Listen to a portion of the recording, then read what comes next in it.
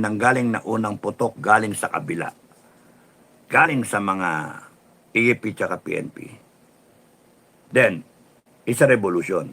Ako personally, my opinion, this is a conscience, kumbaga, if ever you will take a position, dapat pag-aralan mo. Dapat sarili mong conviction, sarili mong opinion dun sa usapin, dun sa parties nila na na i-go itong impeachment complaint. Mabilis naman ito kahit na after Christmas, no, kung magkakaroon ng mga special session kahit na during recess, ay magagawa naman yan. Kung mapagkaisahan, kasi naantay na lang talaga nila siguro yung yung decision din ng majority.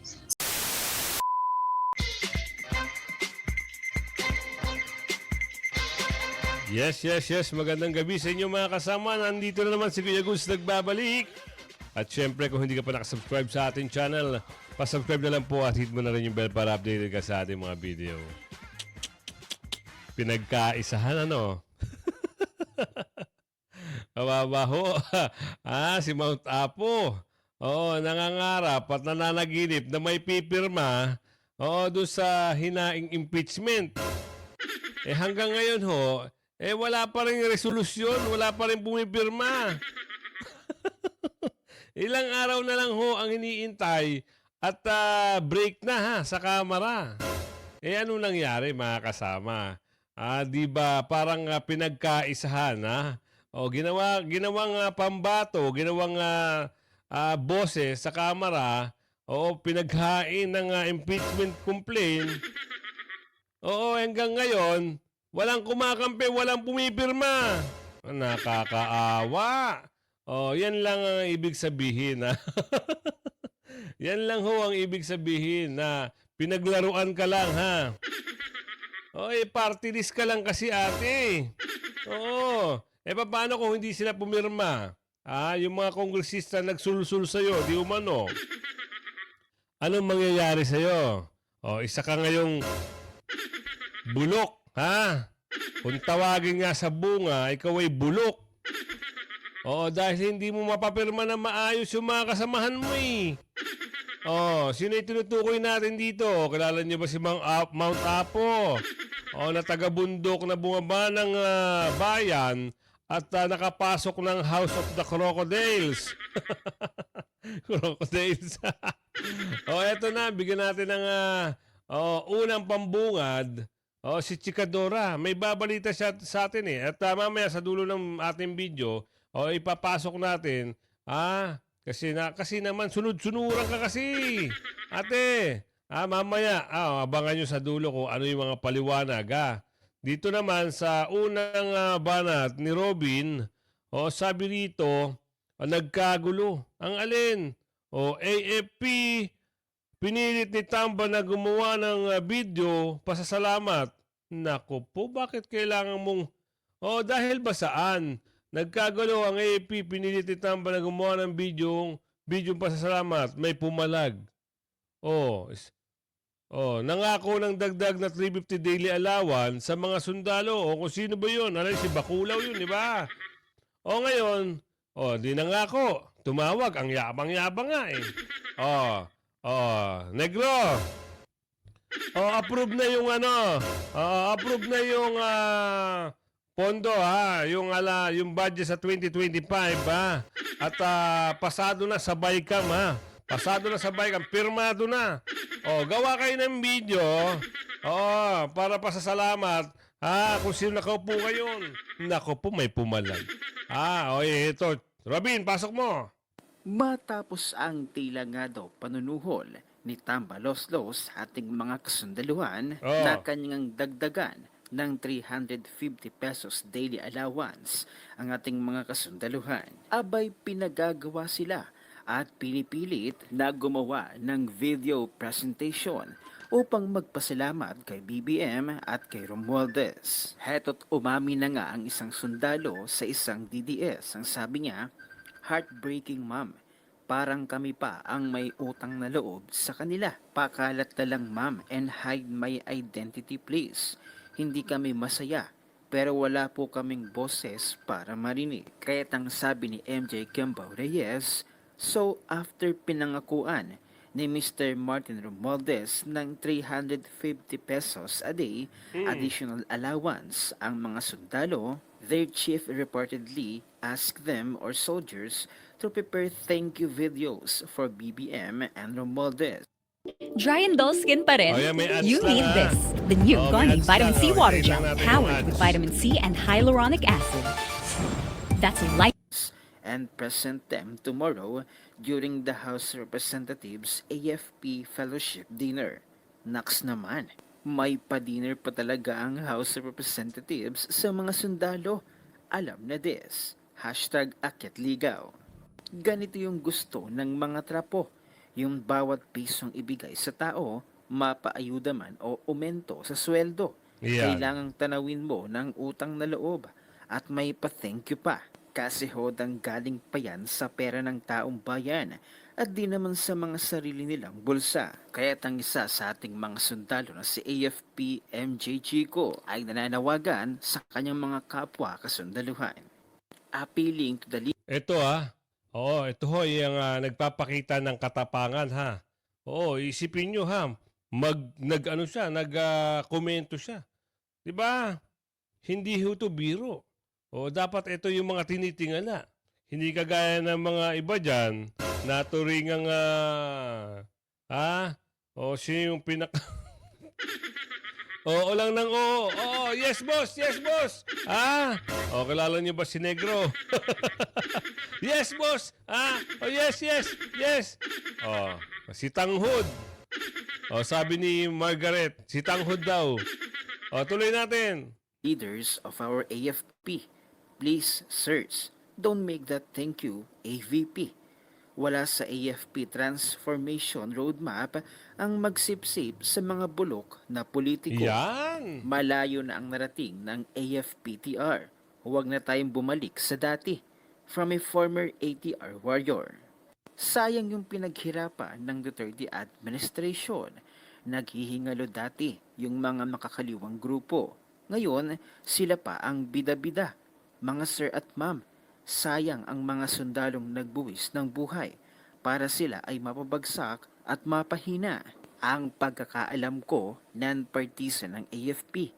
Bakit mukhang nasusuhulan ang iba? Hindi naman Yan. Tama. Oo. Ano yung biruin nyo ha? Dapat nga sila ay namamagitan sa nangyayari ngayon.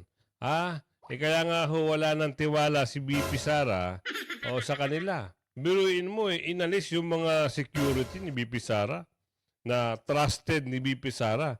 Ngayon papalitan. Ayaw. No way. Hindi pa alam ni BP kung saan galing yung mga yan. Sa sitwasyon ngayon, hindi pwedeng pagkatiwalaan kahit sino.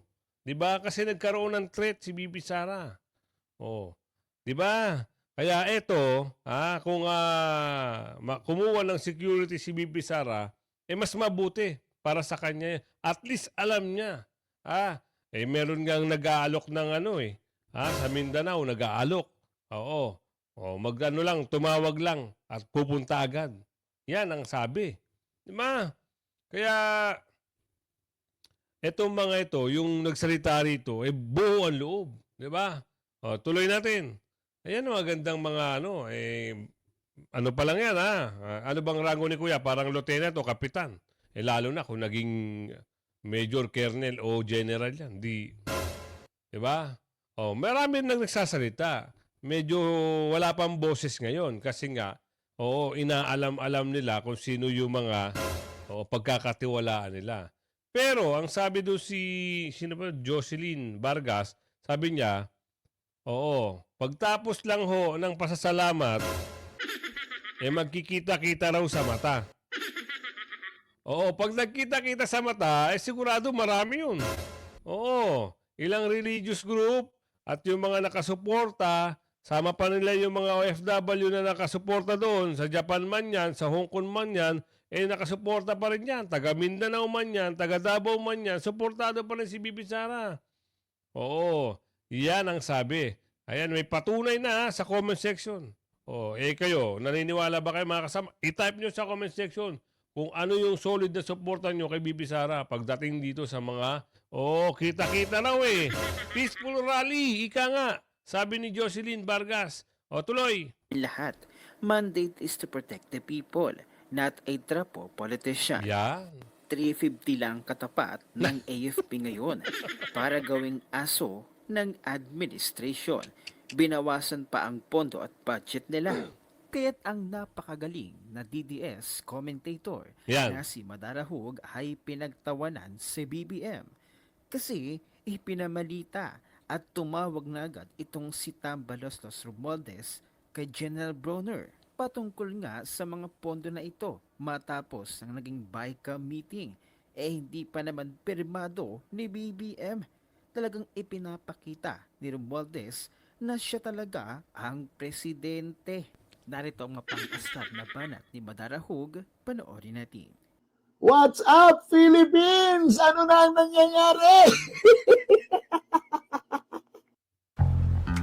Yung Hey, sa. I'm Al Prince Shengun. I had always big dreams. I started basketball Sirang budget ng PhilHealth. Walang pondo para sa Malasakit Center. Pero mayroon dagdag sa akap. Alam nyo, yung malasakit. Ay, nako po. Alam nyo, ito lang yung malasakit, malaki yung tulong yan. Isa ho ako na sa natulungan yan. Kaya, doon sa mga naniniwala na malaking tulong ang malasakit, itype nyo dyan sa comment section. O ibalik nyo ang pondo ng malasakit. Ibalik nyo ang pondo ng PhilHealth. Itype nyo po dyan. Kasi malaking tulong yan sa ating kababayan. Ito ang bibigyan ko sa isang example na lang. Kung kayo ay nasa ospital at kailangan nyo ng tulong, pupunta lang ho kayo sa isang corner ng isang ospital at magtanong kayo kung saan ho yung malasakit. Andun po yan. Tapos kakausapin kayo, interview, bibigyan ho kayo ng papel na dilaw. O kung sakaling hospital bilang kailangan nyo, o gamot, ganun po. Malaking tulong ang malasakit. O, tuloy natin. Ano na ba ang nangyayari sa atin ngayon? Puro politika na lang. Alam nyo, hindi na sila nahaharang. Wala nang humaharang sa kanila.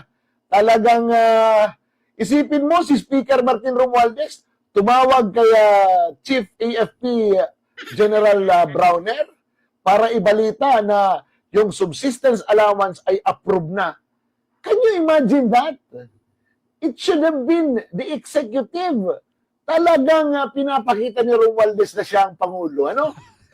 Pambihira nangyayari sa Pilipinas. Nakakagulat nga, Kuya Madarahog, ano. Kami ako mismo, napanood ko yun. Nagulat din ako. Sabi ko, ang galing nito magbalita, hindi pa pala pirmado. Doon lang ako nalungkot. Baka mamaya, may mabago. No? O kayo, naniniwala ba kayo mababago o talagang itutuloy? Oo. Kung ano man yan mabago na yan, hindi mas maganda. Kung itutuloy nila, bahala sila sa buhay nila. Basta ang taong bayan, gigil na gigil. Gusto na silang pitikin. Oo, para man lang magtanda daw. Yan ang sabi ni Aling Jessica Saraw. Ay, galing Ang ganda na apelido, mangmayaman to Saraw. Dito tayo mapunta. Total naman, napakita na natin dito. Grabe, no? Galing magkwento ni Robin, no? Dito, kay Franz Castro. Oo. 'Di ba sabi nga, siya kasi yung nag-file, sila yung nag-file pinangakuan siya na suportado siya ng ilang kongresista. Ngayon, ilang araw na lang ho, magbe-break na. 3 araw, Lunes, Martes, Miyerkules. Webes, break na. Ano pa? Kulang na kulang sa oras at araw. Ngayon, ang kailangan na lang dito, resolution daw, di umano. Kailangan na lang ng pirma. Sino ba pipirma? Bakit hanggang ngayon walang pumipirma? Anong araw na? Meron kasing nalaman yung mga ibang kongresista na nagtatakbuhan sa kanilang distrito. Ganito ang pahayag. Subukan lang nilang pumirma, ay makikita nila sa mata. Kasi meron hong isang religious group na alam naman natin talagang pag sila ay sinabihan kung gusto nilang iboto yung isang politika na yon, talagang solid ho yun, malaking bagay ho yun, isang religious group na yun. Ngayon, nakarinig sila di umano ng isang salita Subukan nyo pumirma. Nang mawala kayo sa listahan, di umano. Kaya hanggang ngayon, hindi ho biro yung milyong miyembro nun. Hindi ho biro. Yun yung solid Pag sinabi ng pamunuan ito yung boboto natin. Wala kang magagawa. Oo. Kahit bayaran mo pa yan, mag-iiyak ka ng dugo, wala kang magagawa. Kung ano ang tinuro, kung ano ang sinabi ng pamunuan, yun ang iboboto nila. Eto, nakarinig. Nag-iisip ngayon sila. Inaabangan nga kung sino yung pipirma ngayon, ngaw-ngaw ito ngayon, malamang si Mount Apo. Ngaw-ngaw ito. Kasi, siya yung tain-tai. Siya nga daw yung naging boses. Inamin niya lang dyan Inamin niya. Ako yung naging boses dito. Ako yung nagpa-impeach, naghain ng impeachment. Ngayon, parang lumalabas dito, kung hindi matuloy yung pirma, parang traitor siya ng mga kasama niya. Ano na ngayon? Di kasiraan na naman yan. Huwag ka na kasi magpauto, ate. Iwas-iwas ka na. Alam mo, gagamitin ka lang ng mga kasamahan mo, di umano. Bandang huli, kulungan din ang labas mo. Di umano. Bakit? Meron ka pa akong kaso. Convicted ka. Sabi, convicted ka. Ngayon, sabi nakaano raw to parang humirit pa. Humirit pa ng ano bang tawag doon? Nag-appeal, di umano, ngayon, abangan natin. Baka mamaya, pagkatapos nito, pag bilog yung gulong, umikot na. Himas rehas ka na, ate. Ito, pasok natin para maliwanagan ang ating kababayan kung ano yung mga usapin. Tuloy. 3 araw na plenary sessions na lang mayroon ng Kamara bago ang December holiday break sa December 3 araw na lang, tuloy. 21. Kaya magkakaalaman na sa kahihinatnan ng nakabingbing impeachment complaints laban kay Vice President Sara Duterte sa House of Representatives. Ayon kay House Deputy Minority Leader, ACT Teachers Party List Representative Franz Castro, nakakuha na sila ng mahigit 10 pledges na susuportahan ng impeachment resolution na isinusulong ng Makabayan Bloc. Sa gitna Walang pirma, pledges lang. Ano matutulong ng pledges? Paano kung hindi pumirma? Itong tanong. Kung halimbawa ba pledges lang, uusog pa yan? Uurong ba yan? Ibig sabihin na uusad ba yung impeachment case na pinail nyo? Kung hindi pinirmahan ng mga kasama mo na kongresista dyan sa Kamara. Sa tingin nyo, mga kasama, anong palagay nyo? Ako, napapawari natin, parang mapapawalang parang wala, parang walay. Kasi hanggang ngayon, dapat merong ugong-ugong man lang. Ito, pirma na ito ng 5. Pumirma na yung 5. Wala ho Kaya nagkatunugan na. Kaya nga sabi ng isang religious group, subukan nyo. Nang mawala kayo sa listahan. Diba? Tuloy natin. rin ito ng usap-usapang may nagbabalak pang maghain ng 3 impeachment complaint. Pero nilinaw ng Teacher Solon, hanggang ngayon wala pang pumipirma sa kanilang resolusyong naglalayong mapatalsik sa pwesto ang Vice-Presidente. Generally, wala pang talagang nakapirma. Mga pledges lang. So mukhang next week pa magkakaalaman. May mga ilan na mga sa minority siguro parang mga 5 or 6, mga ganun. Sa majority naman ay nag-ano lang sila, nagsasabi sila. Siguro mga ganun din yung number.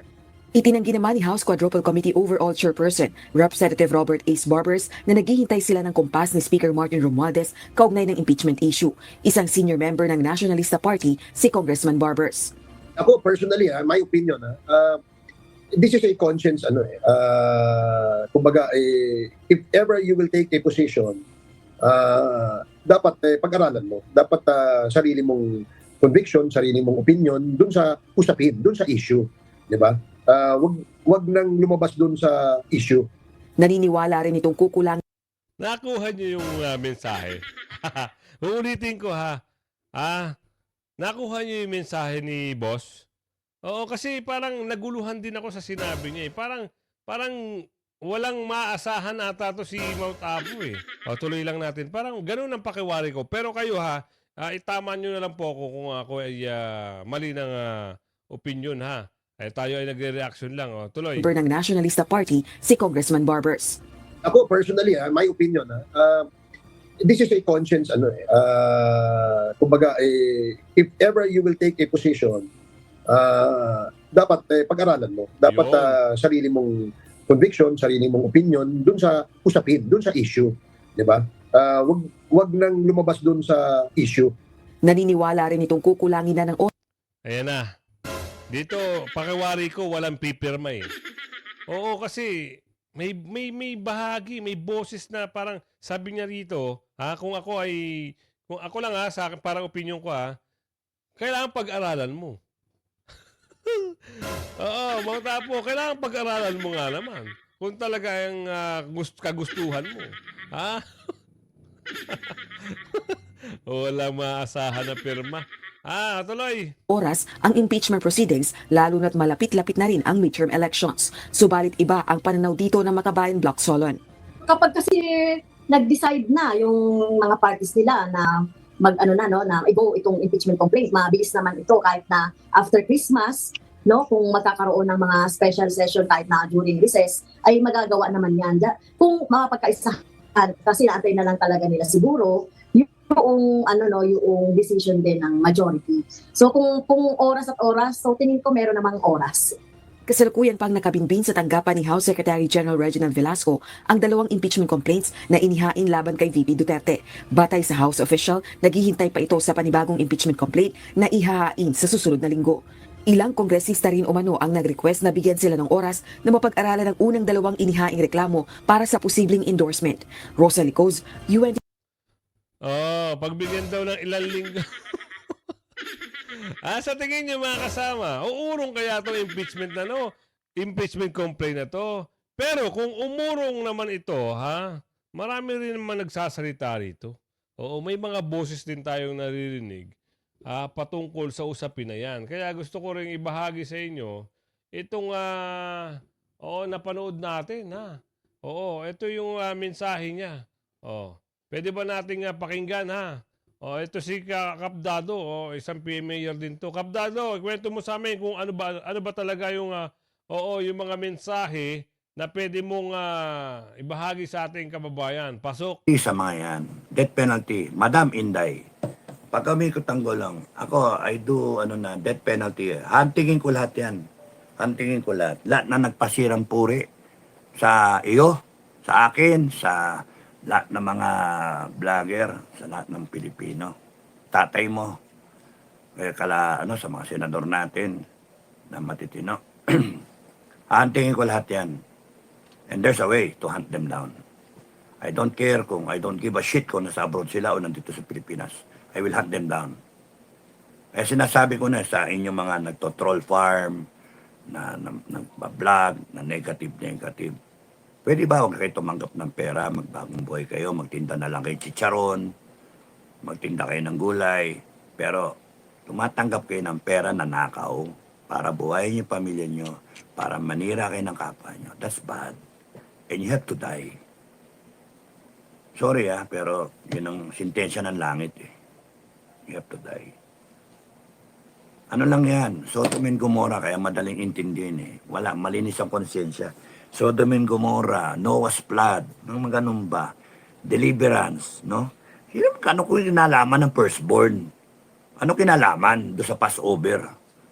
Wala Pagalingan takutan sige. Di patay yung firstborn ng mga Egyptians. Imagine yan. Kasi, it's power against power. Yung power ng taong bayan galing sa Diyos. We, the sovereign Filipino people, imploring the aid of the divine, of Almighty God. How can you beat the people? You cannot.